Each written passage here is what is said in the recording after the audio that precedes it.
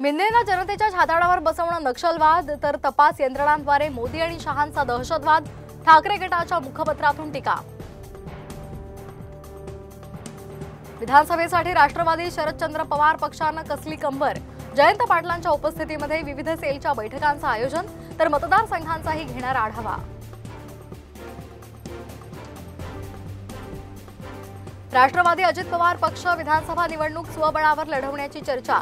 विधानसभा नियोजन आणि चाचपणीसाठी खासदार सुनील तटकरे अहमदनगरच्या दौऱ्यावर।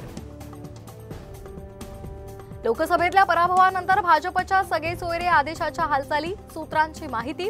दिल्लीमध्ये वरिष्ठांशी चर्चा केल्यानंतर मंगळवारी अंतिम निर्णय जाहीर होण्याची शक्यता। लक्ष्मण हाके यांच्या उपोषणाचा आजचा 6वा दिवस। मुंबईमध्ये सरकारी शिष्टमंडळाशी चर्चा करण्यास हाकेंचा नकार, तर ओबीसी आरक्षण धक्का लागू नये या मागणीवर ठाम। जरांगेंच्या निधनाची खोटी बातमी पसरवणाऱ्या युट्यूबवर संभाजीनगरात गुन्हा दाखल। जरांगे पाटलांच्या सहकाऱ्यांकडून लेखी तक्रार दाखल। तुटलेल्या नंबर प्लेटवरून शोधले हिट अँड रनचे आरोपी।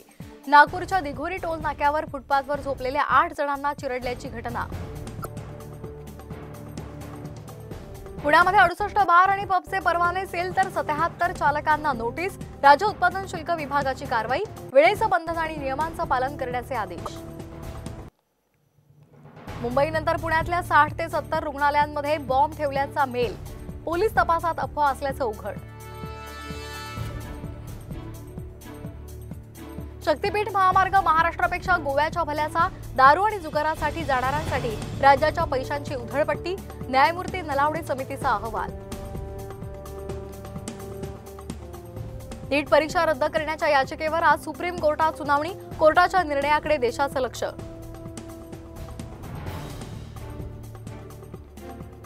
पावसाची ओढ, पेरण्या खोळंबल्या। पुरेसा पाऊस पडल्याशिवाय पेरण्या करू नका, हवामान तज्ज्ञांचा सल्ला। गजानन महाराजांची पालखी आज पातूरमध्ये दाखल। भाविकांकडून पातूरमध्ये आज गणगण गणात बोतेचा गजर।